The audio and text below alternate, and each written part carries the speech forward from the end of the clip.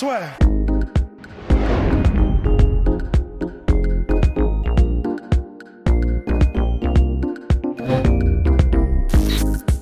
Bonjour. Bonjour. Bonjour à toutes et à tous. Bonjour à toutes et à tous. Ça va, Guillaume? Et bienvenue dans le podcast La Sueur. Très bien, et vous, Rust? Podcast naturel as fuck.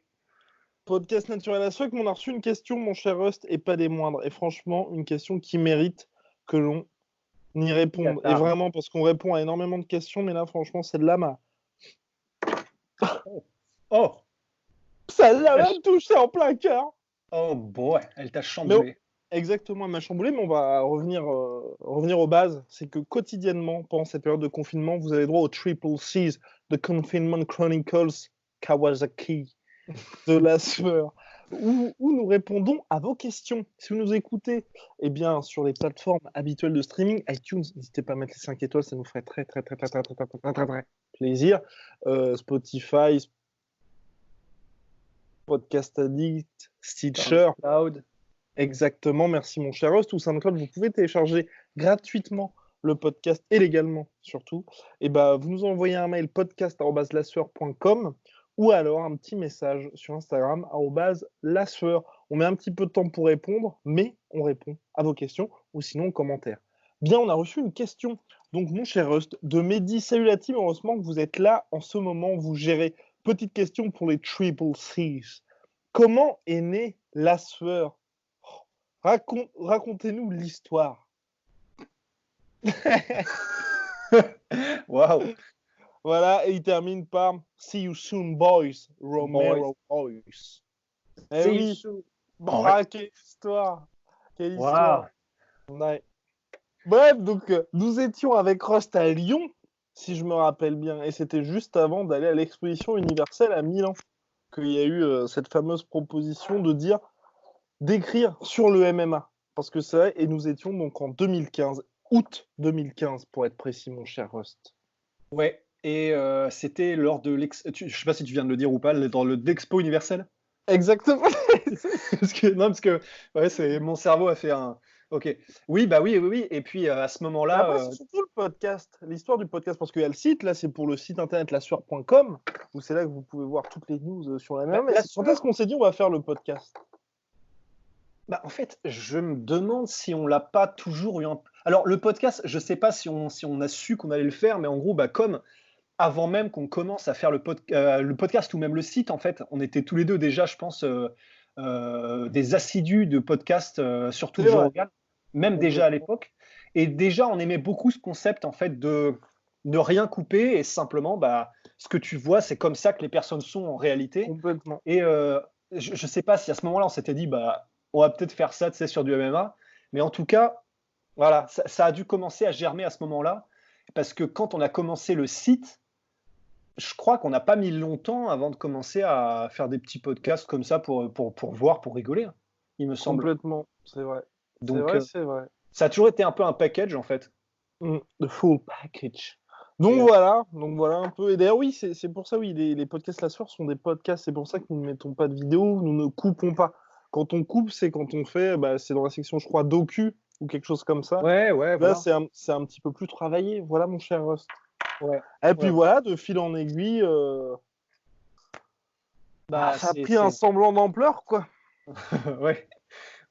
Bah, au moins, ce qui est bien, en fait, et ce qu'on se dit toujours, c'est que même si, pour l'instant, bon, on verra, hein, ça se trouve, ça n'explosera pas, mais pour l'instant, même si ça ne grimpe pas de ouf, en fait, ce qui nous plaît le plus surtout, c'est que les gens qui écoutent le podcast sont tellement dans le même état d'esprit, dans le même délire et investis qu'en fait, c'est un truc de ouf. Les gens qu'on a rencontrés, même dans la rue random, sont tellement cool. Et en gros, bah, les commentaires, bah ouais, je sais pas, ça fait vraiment communauté du podcast La Sueur. Et donc, en fait, vu que c'est des gens qui sont vraiment, vraiment dedans, dans le délire et qui sont pas là en dilettante, qui sont vraiment dans le même délire que nous, en vrai, même si on devait s'arrêter là, ça aurait été vraiment une expérience de ouf, quoi. Une expérience parfaite, hein. Vous avez bien raison, mon cher Rust.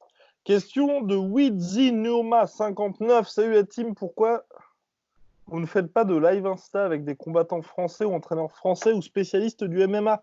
Ce serait cool et bien pour nous fans de ce sport, mais je pense que vous avez beaucoup de boulot en ce moment. Force à vous. Comme on fait déjà des vidéos quotidiennes, Ouais, ça remplace un peu ou prou. Enfin, ça ouais, fait. c'est ça, Ouais. complètement. Et puis surtout que le live Insta, j'avoue y avoir pensé, mon cher Rust, mais tout le monde en fait en ce moment, donc c'est un petit peu compliqué. Deux, faut que les gens soient hyper carrés au niveau des horaires, parce qu'on peut pas annoncer un live à 18 h si les mecs viennent quelques dizaines de minutes en retard, donc c'est un peu compliqué. Et puis deux, surtout n'oubliez pas que, eh bien, la sueur, nous sommes trois, deux à la rigueur, et on n'est pas au même endroit, donc on pourrait pas du tout faire les podcasts tous ensemble, donc ce sera un petit peu moins sympa. Je Ouais. pense, hein, voilà. Pour moi, Ouais. c'est ça. Ouais. Pour l'instant, c'est vrai que c'est surtout une question d'organisation du fait qu'on se disperse les tâches à C'est ça. effectuer. Et c'est vrai que du coup, on est tellement rarement Ouais, ensemble et on est sûr qu'on sera ensemble à cette heure-là, ce jour-là, que c'est compliqué d'une semaine sur l'autre de dire la semaine prochaine, 18 h, c'est sûr et certain, on sera là. C'est complètement. vrai. Alors, autre question. C'est vrai qu'on a reçu des questions par mail. Alors, question par mail. Wouh! Question de Pierrot, pardon. Question podcast. Salut, un de vos derniers podcasts, vous dites que le vainqueur de Gaethje Ferguson pourra affronter Conor avant Habib. Habib va sûrement recombattre en septembre, voire octobre, ce qui laisserait 5 à 6 mois au vainqueur de ce combat pour se reposer et refaire un camp. Pourquoi alors dire que le vainqueur affrontera Conor au lieu de combattre Habib pour le titre? Bien évidemment, le vainqueur ne combattra pas Conor cet été avant d'affronter Habib à l'automne. À ce niveau-là, personne ne combat tous les 3 mois, surtout pas Tony. C'est bien mal connaître l'UFC, mon cher Pierrot. C'est bien mal connaître l'UFC, malheureusement. Ouais, parce que alors évidemment, ils sont capables, s'il le faut et si les conditions le veulent, d'organiser vraiment, un turnover très rapide. Ça va dépendre, j'allais dire, ça va dépendre de l'état de dommage dans lequel ressortira le vainqueur, l'état d'endommagement dans lequel sera le vainqueur de Gaethje Tony. Mais si par miracle, parce que franchement, ça tiendrait du miracle, il n'en sort pas trop endommagé, eh ben, je pense que et l'UFC, qui a donc réservé ces différents endroits pour 2 mois, les 2 prochains mois, et les combattants en eux-mêmes, surtout si c'est contre Conor et qu'ils savent que c'est en gros, ce sera leur payday de leur vie, je pense qu'ils ne verront vraiment pas d'inconvénient à faire un truc 2 mois plus tard en fait. Donc, et c'est juste parce que c'est Conor. Parce que je suis d'accord avec Pierrot si ça avait été quelqu'un d'autre. Mais là, ils Ouais, auraient tellement à gagner à affronter Conor un mois et demi, 2 mois, 2 mois et demi plus tard, c'est ça. qu'ils le feraient sans aucun doute. Évidemment, l'UFC serait chaud parce que ça fait du cash, parce que ça fait un combat qui a du drama, parce que ça fait un combat qui a des incidences sur le titre. Conor revient, ESPN est donc content aussi. Conor est content parce que il combat un Top Contenders et ça lui fait Top Contender et ça lui fait l'occasion de redevenir challenger numéro 1 pour Khabib si jamais il gagne. Donc en fait, théoriquement, ça n'aurait pas trop de sens parce que c'est vrai que normalement, à ce niveau-là, les combats c'est plus espacé que ça. Mais les conditions aidant, où il va falloir que l'UFC allie des énormes shows et puis Conor veut combattre et puis il y a des chances que ça se fasse quand même. Complètement, mon cher Rust. Est-ce que vous avez des problèmes avec la connexion, mon cher Rust? Bah moi non, je lag. Un petit peu, un petit peu. Bah alors. Ça doit, ouais, oui, ça doit venir de mon côté. Question de Valentin. Bonjour la sœur, comment allez-vous? Ça va très bien et toi? Malheureusement, pas de réponse. Un grand merci pour ce que vous faites. Top. Voici mes questions. Pouvez-vous nous parler de vous, votre parcours, vos études, la création de la sœur, etc. Où habitez-vous? Wow, calm down. Il y a Young vraiment boy. marqué où habitez-vous? Non, ça c'est une blague, j'étais un petit peu. Non, il a fait, etc. Mais bon. Pourquoi pas des vidéos avec des abonnés? Merci d'avance pour votre retour. Belle journée, Valentin. Pour ma part, je préfère garder une part de mystère, une part d'ombre, Ouais, une part de darkness. complètement. Ouais, sur le background, c'est mieux effectivement, je pense, si on garde une part d'inconnu. Surtout Après, Cross, t'as pas fait des choses jolies. Donc, Ouais, quand j'étais au Kosovo, tout ça, tout ça. Non, exactement. mais et puis, c'était sur le background, Ouais, mais ce qu'on scolaire? peut dire, par contre, ce qu'on peut dire, c'est que nous nous sommes connus au lycée, Rust Ouais. et Pete Damso. Voilà. Ouais, c'est vrai. Donc ça fait et attends, tu dit ça la dernière fois, ça fait combien de temps? Ça fait, donc c'était 2007, donc ça va faire 13 ans. Ça va faire 13 ans, monsieur. Eh 13 ans. oui, eh oui, 13 ans. Donc 13 ans, ouais. rendez-vous compte, ça vous donne une idée un petit peu de toute l'expérience colossale que nous avons. Bien, alors Ouais, pourquoi pas des vidéos avec des abonnés? Pof. Bah, je sais pas.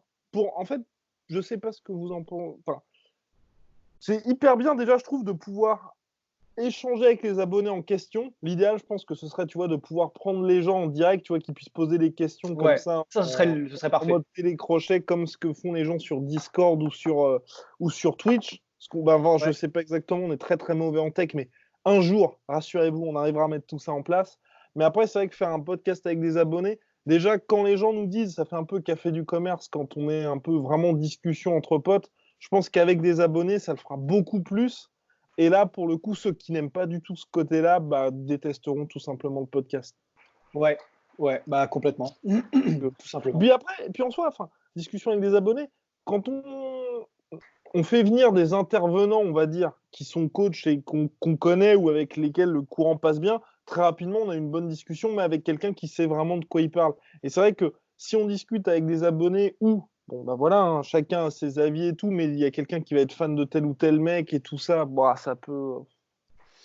Ouais, ça peut très vite être compliqué, alors que le côté question comme ça, moi, je trouve que c'est un peu le meilleur moyen. Je sais pas ce que vous en pensez, mon cher.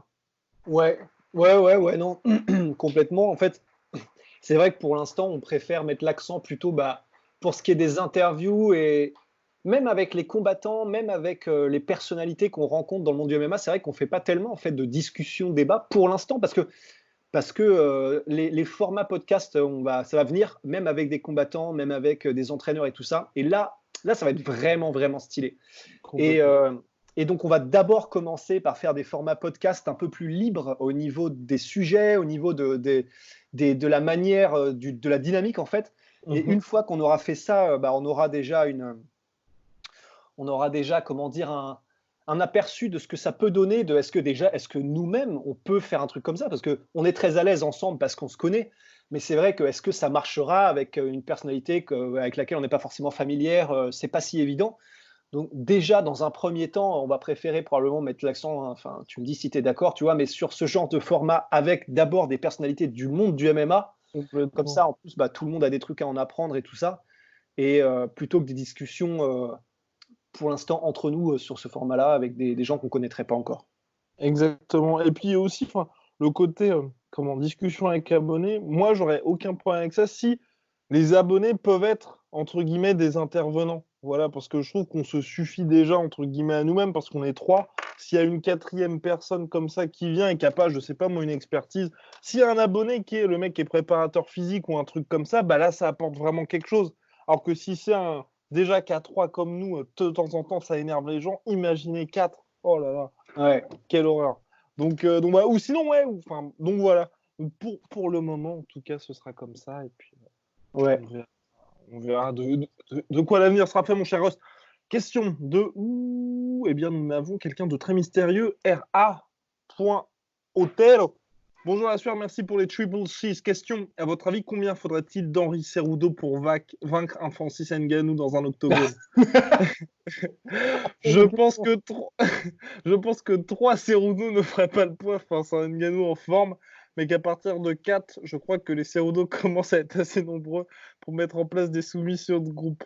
Même s'il y a fort à parier qu'un des Cerudo se ferait nécessairement one shot au début du combat. D'autre part, un mode... D'autre D'autre part, Amanda Nunes est tellement impressionnante. Pensez-vous qu'un combat contre un fighter UFC classé entre top 15 et top 20 en flyweight homme pourrait être compétitif amicalement? Bon, alors on va commencer par les Cerudo. Combien de Cerudo, Francis? Alors, déjà, c'est des pures questions. Alors, j'étais C'est en train. compliqué, hein. Mais alors le problème, c'est que, alors déjà, on peut commencer par dire, il y a une vidéo que, alors là, par contre, je pense qu'elle a dû être takedown depuis le temps, je sais pas, qui était mortelle sur YouTube, où en gros Joe Rogan était dans un podcast avec des potes à lui, qui visiblement n'avaient pas une très grosse expérience en fait des combattants du monde des sports de combat. Et il parlait de Rampage Jackson. Et en gros, il y a un des potes de Joe Rogan qui disait Hey Joe, est-ce que tu peux imaginer un podcast ou en gros une émission de télé-réalité où ce serait, on accroche des billets de $1000 dans le dos de Rampage Jackson et puis on met des gens normaux pour essayer de lui piquer, tu vois. Et en gros, ça a énervé, c'est Joe Rogan, ça a vraiment vénère. Il a fait, mais en fait, je crois que tu te rends pas compte là. Et en gros, pour Joe Rogan, c'était de dire, face à des gens normaux, c'est-à-dire des gens comme toi et moi, en gros, ce qui se passerait probablement, c'est que tu as un mec qui va s'avancer, donc ils encerclent Rampage Jackson, tu as un mec, un petit fifou qui va arriver, il va s'avancer tout de suite, tout seul, Rampage va connecter, et le mec, en fait, il y a des chances qu'il meure sur le coup. Hein. C'est-à-dire que, enfin, Oui, peut-être pas sur le coup, ouais. mais il y a des chances qu'en gros, ce soit tellement la rencontre entre un super athlète et une personne normale qu'il y a des chances que le mec clams. Ou en tout cas, bon, évidemment, c'est KO direct, mais il y a des chances que si jamais il connecte en pleine figure, l'arête nasale rentre, le mec se fait péter l'orbital, la lèvre par ici, le mec parle comme ça. Et à partir de ce moment-là, en fait, les autres gens vont être en mode Ah. Et en gros, pour que quelqu'un avance, ça va vraiment prendre des couilles, tu vois. Et du coup, alors là, ce ne sont pas des gens normaux. Oui. C'est Henri Cerudo, donc c'est un Triple C, c'est un double champion UFC, champion de lutte, en plus de ça, Olympique. olympique, mais alors là, c'est hypothétique, mais j'étais en train d'imaginer le combat et je me suis dit, en fait, le problème, c'est que même s'ils sont quatre, Ngannou, en fait, bon, c'est encore une autre anecdote, mais je me souviens que c'est Moussassi qui disait, il y a un pote à lui qui faisait en fait énormément de strongman, de powerlifting, et à un moment donné, il est venu dans une classe de JJB, de jiu-jitsu brésilien, et il a commencé à taquiner gentiment, tu vois, en disant ah mais moi je pense pas que ça marcherait, les clés de bras, tout ça contre moi. Et du coup, le prof est venu, il fait bah vas-y, on peut essayer et tout. Et donc c'était un strongman, il faisait facile 110 kilos, d'après ce que je me souviens de ce que disait Boussassi.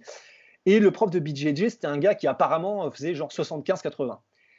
Et le mec était tellement fort qu'en gros, quand le mec lui prenait le bras pour faire la clé, le mec revenait comme ça. En fait, il pouvait revenir tout seul, genre le piston, tu vois. Et alors que le gars était à fond en train d'essayer de machiner la clé et tout.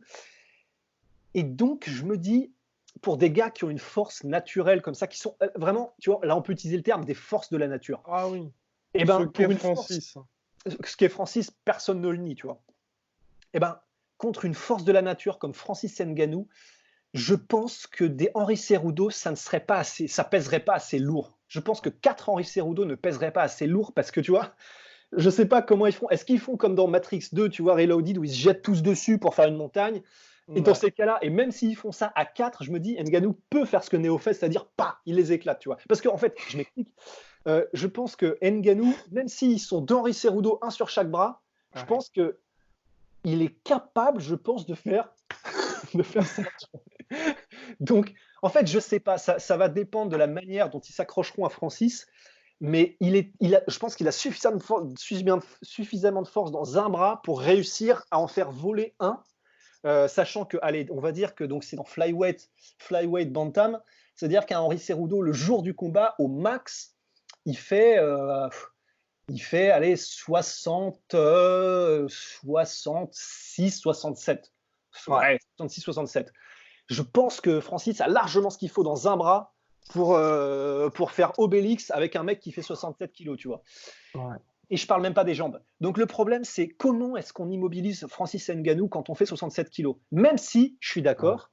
Surtout qu'à chaque fois, sur un coup, c'est fini. Un low kick, je pense que Cerudo, il se prend un low kick, c'est terminé. Il y a moyen qu'un low kick, tu sais, 67 kilos, c'est pas lourd. Et je sais que. En fait, c'est ça. J'ai en tête, tu sais, ces sketchs où en gros, c'est des gens qui mettent des chiens en peluche qui peuvent tenir sur 4 pattes. et en gros, qui font des caméras cachées où, tu sais, ils courent et ils tapent dedans comme dans un ballon de foot et les gens sont choqués. J'aime pas du tout les caméras cachées, ça me dégoûte. Mais en tout cas, voilà, pour l'anecdote, j'aurais un peu l'impression de voir ça, tu vois. Donc, parce que n'oublions pas qu'aux yeux de Francis, Henri Cerudo est un enfant, quand même, Ouais. je pense. Donc, je vois pas ce qu'il faudrait qu'il soit plusieurs sur chaque membre. Euh, c'est vraiment pas évident. Alors, C'est compliqué. c'est pas évident du tout. Si, à la limite, ok, il faudrait qu'il réussisse à le mettre sur le ventre et que sur le ventre, là, en revanche, du coup, comme il ne peut pas utiliser Ouais. ses bras, il sera vraiment comme Gulliver, tu vois. Il sera vraiment piné au sol. Et à ce moment-là, peut-être que 4 Henri Cerudo, ça peut le faire. Et Moi, encore, j'en mettrais 5. Moi, j'en mettrais ouais, 5. par sûreté, mais Parce que très rapidement, je pense que ce qui est sûr, exactement comme ce que nous a dit l'auditeur, très rapidement, il y en a un qui est out. Très rapidement, il y en a un qui est out. Ça, ouais. c'est sûr. Et une fois qu'il y en a un qui est out, là, il y a le vrai combat. Parce que les autres, ils ont le temps de s'organiser un peu. Donc, je pense, moi, 5. 5, sachant qu'au bout en 3 secondes, t'en as un qui dégage. Est-ce qu'ils peuvent utiliser le mec qui est out pour faire un truc? Ouais, je sais pas. Genre lui Ah lancer, oui, ah oui, en mode le distraire, en gros, ouais, ou le ça faire vient trébucher d'appât dessus. humain. Ouais, ouais, ouais, voilà, un truc comme ça. Mais c'est vrai que, parce que si Francis Ngannou est capable de littéralement presque faire voler Alistair Overeem sur un uppercut, vous imaginez bien qu'un uppercut sur Henri Cerudo, le mec fait 3 saltos arrière, hein. Donc c'est, ouais, non, honnêtement, j'en mettrais 6. 6 pour être sûr. 6 Parce que le quand même. problème, c'est que, donc 6, t'en as un qui dégage, ils sont 5, et on a dit que 4, c'était un peu juste. Donc, faut prendre en compte le fait qu'il y en ait un qui dégage, ils sont 5. Ouais. Et là, ça va. Donc, il faudrait qu'il y en ait Ouais. 6 qui en font cage, je C'est pense. ça, exactement, mais qui s'organise vraiment bien. Parce que comme on l'a dit, hein, c'est vrai que mine de rien, Francis il est tellement fort que sur un coup, à chaque fois, il les dégage. Donc il faudra vraiment jouer sur le nombre et Ouais. sur un super game plan. Et il faut Donc vraiment qu'ils voilà. attaquent tous ensemble. Ouais. Et alors Amanda Nunes face à un top flyweight. Ça, même je pense top 15, top 20 flyweight, je pense que je pense que c'est très très compliqué. Je pense Ouais. que c'est compliqué. Alors, donc, Si encore on une est en MMA, fois, si on est en MMA, tu vois. ouais. En, donc elle est en bantamweight, featherweight. Bantam featherweight, oui, tout à fait.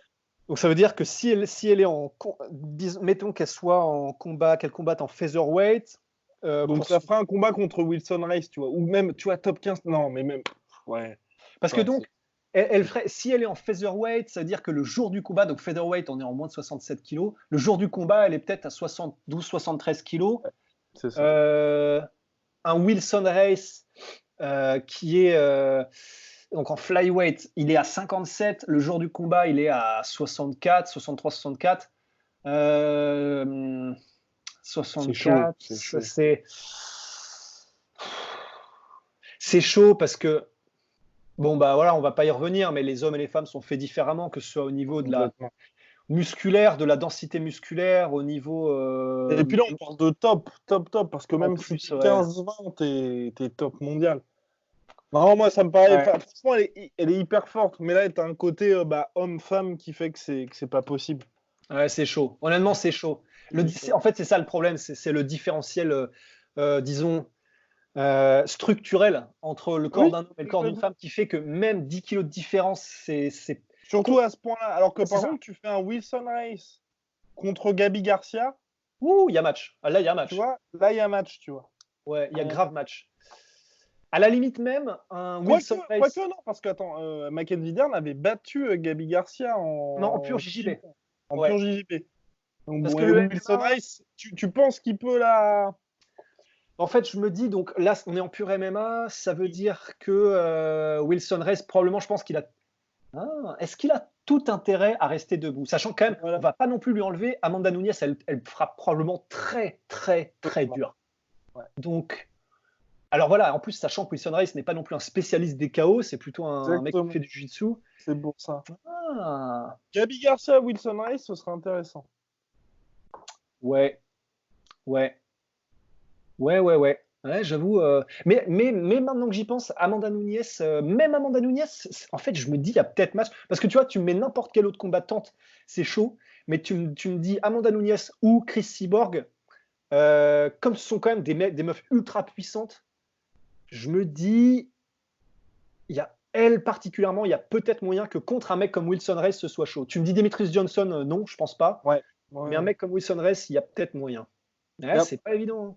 Il y a peut-être même, en tout cas, difficile. Difficile Ouais, d'apporter une réponse. c'est vrai. Dernière question, donc on va prendre d'Arnaud. Arnaud.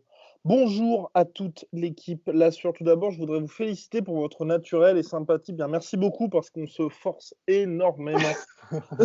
Votre concept est simple, efficace. Vous m'êtes tous très sympathiques. Je vous souhaite longue route. Bah, merci beaucoup. Outre tout ce qui est dit en surface, à savoir que le dopage exacerbe certaines qualités athlétiques, physiques, entre parenthèses, endurance, puissance, rapidité, temps de réaction, etc. Il n'est fait que très peu, il n'est fait que très peu de cas des traces et des effets que le dopage laisse dans la psychologie et le mental. C'est vrai, altérant de manière non négligeable, les performances de l'athlète, même après disparition totale de la substance. Il y a beaucoup de zones d'ombre en la matière. Avez-vous mené des réflexions sur le sujet, de la littérature sur la question? En attendant votre expertise, je vous souhaite de très belles choses pour l'avenir. Au plaisir de vous écouter. C'est un vrai plaisir, Arnaud. Eh oui, eh oui. Et donc là, il nous a listé le fameux podcast Joe Rogan avec GSP où Georges Saint-Pierre parle, sans le nommer directement, de Monsieur Johnny Hendrix. Ouais. Donc là, la question, c'est comment est-ce que le fait de se doper ou non peut jouer lorsqu'on arrête sur la psyché, la psychologie des combattants? Complètement. Bah, et puis non, mais c'est surtout tout ce dont on ne parle pas sur le dopage. Et là, c'est vrai que c'est Ouais, très compliqué parce que de toute façon, quand vous vous dopez, même si vous faites griller, jamais vous en parlez après. Enfin, à part si ouais, vous êtes Lance Armstrong et que ça fait vraiment partie de votre carrière et de votre histoire, on va dire, c'est quelque chose que bah, les gens ne vont pas vraiment en parler, à part mettre deux, trois lignes dans votre autobiographie et puis en parler chez Oprah parce que ça va faire vendre. ouais. Bon, vous élaborez jamais beaucoup sur le sujet. C'est vrai, mais après, ce qu'on peut peut-être commencer à creuser, c'est le fait que c'est Bas Rutten qui disait à partir du moment où, avant même que vous soyez dopé, à partir du moment où vous commencez à penser à vous doper, c'est Mmh. déjà que vous avez un train de retard mentalement sur les combattants les plus forts, Mmh. disons, dans leur tête. Et du Ouais. coup, pour Bas Rutten, par exemple, le fait de se doper, évidemment, ça dénote donc d'une insécurité parce que il y a des chances que si tu te dopes, bah, voilà, c'est parce que tu sens que tu n'es pas assez, entre guillemets. Parce qu'il y a aussi, je ne sais plus de qui on parlait la dernière fois, il y a aussi des gens en fait qui, tu sais, au Pride par exemple, quand tu sais que tout le monde est dopé, ben, en fait, il y a des combattants, je pense, qui se dopaient parce qu'ils disaient le problème, c'est que comme tout le monde l'est, si je me dope pas, j'ai vraiment aucune chance.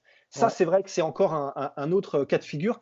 Mais disons, si on se place dans le cas de figure où on part du principe que tous les combattants sont entre guillemets naturels, là, si toi, tu penses à te doper, effectivement, c'est déjà la preuve d'une insécurité et le fait et la preuve en tout cas que tu vas avoir du mal en fait. Tu vas probablement avoir du mal. Et c'est pour ça qu'un Johnny Hendrix, par exemple, est vraiment, je pense, alors là, c'est encore une fois des conjectures parce qu'il n'a pas été avéré Non.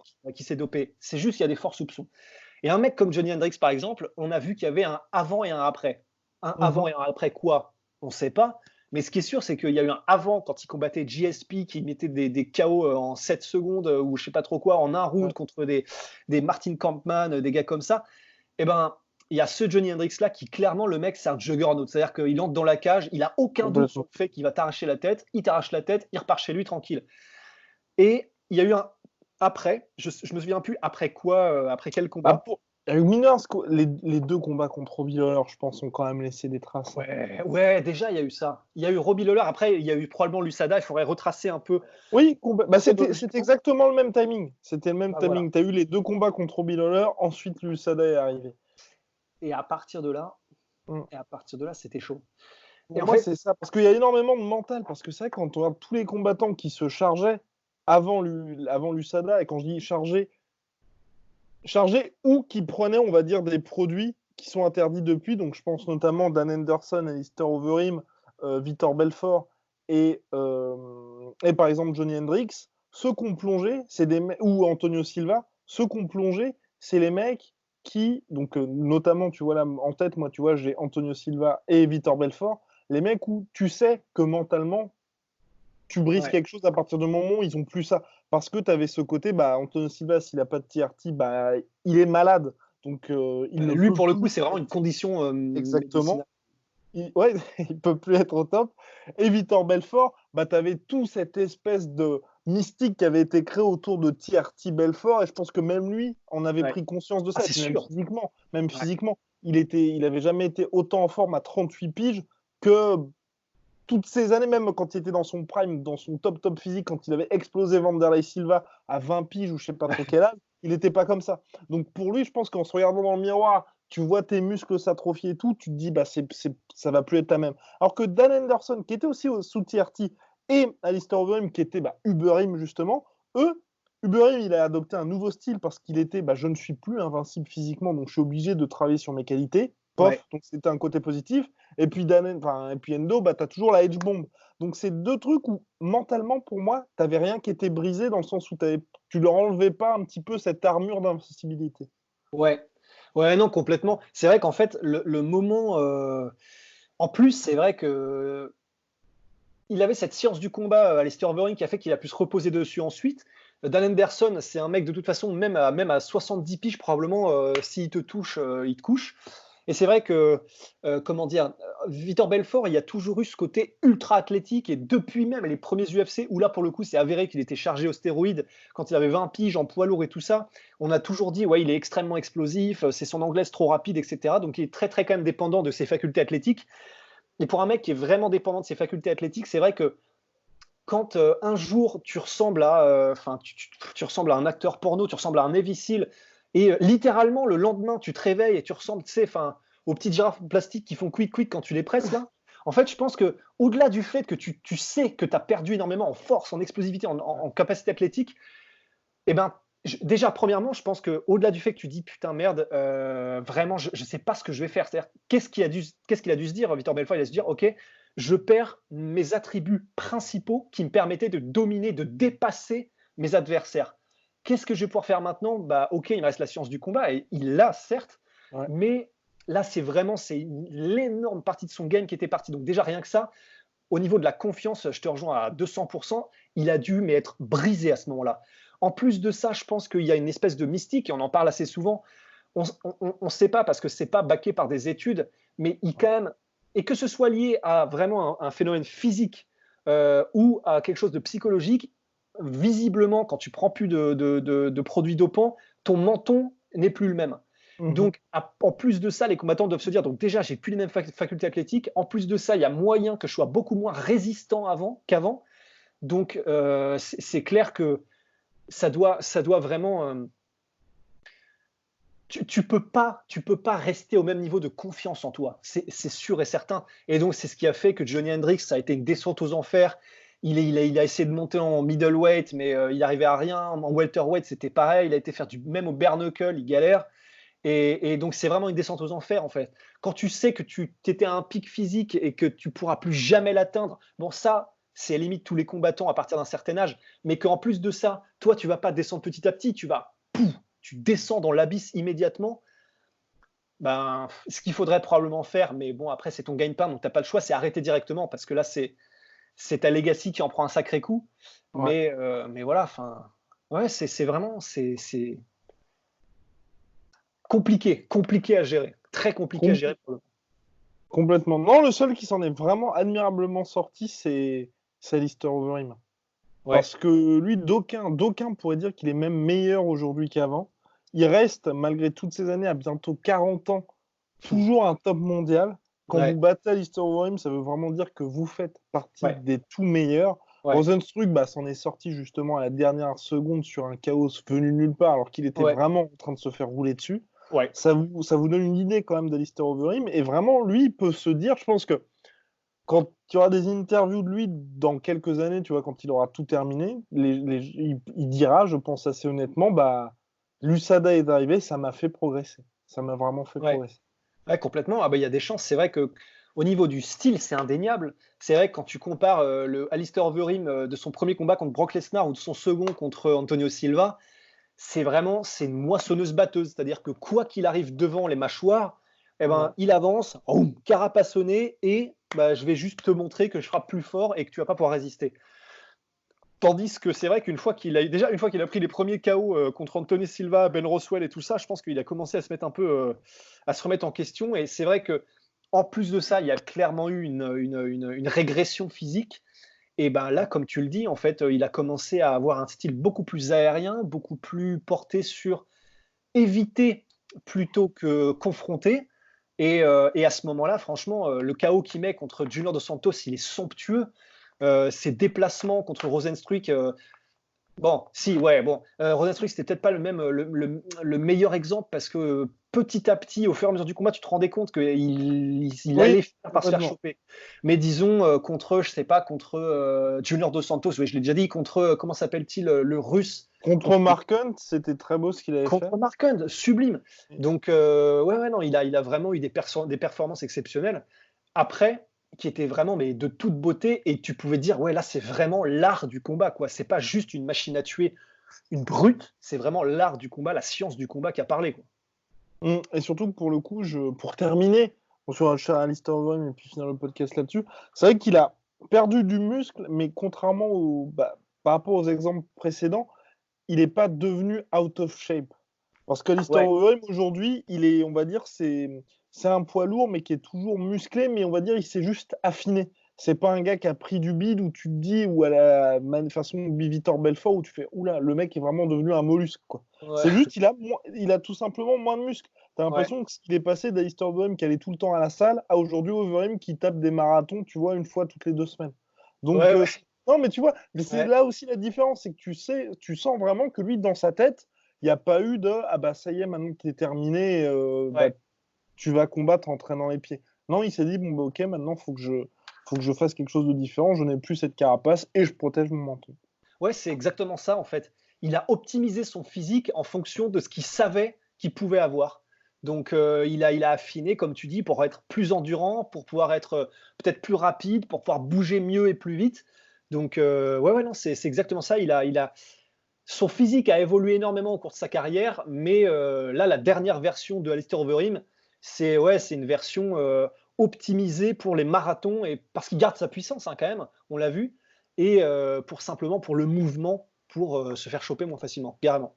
Mm. Et si seulement notre cher Alistair avait eu un menton. Franchement, je suis tellement moi, c'est vraiment le, bah, je vais le dire, hein, c'est un des drames de ma vie, mon cher Rust. Ouais, mais d'un autre côté, s'il avait eu un menton, il aurait jamais combattu comme ça.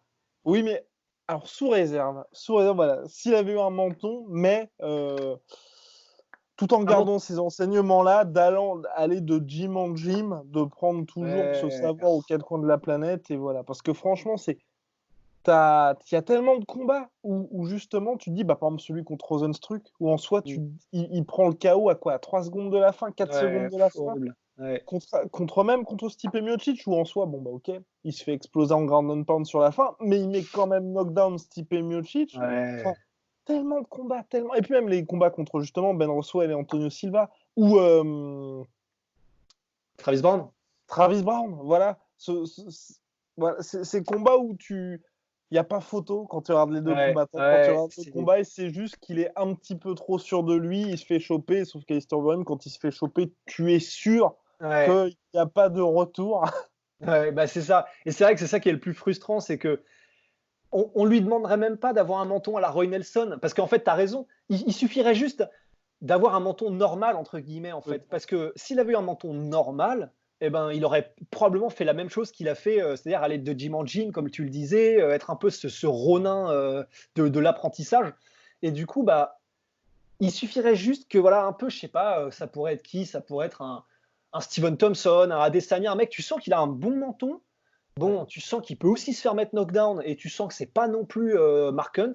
Mais voilà, un menton suffisant pour que, exactement comme tu viens de le dire, des performances comme Travis Brown, Ben Roswell ou des trucs comme ça, eh ben, il aurait survécu, quoi. Et il aurait gagné. Complètement. C'est vrai que ça, Parce c'est que pas. je suis bien d'accord avec vous, parce que mine de rien, avec Alistair Overeem, hein, on n'est on n'est pas passé loin d'avoir le plus grand de tous les Ah, temps. ah bah, c'est clair. Un GOAT, on peut le dire, hein. Mm, Avec ouais, un bon menton, Alistair Overeem, c'est le GOAT.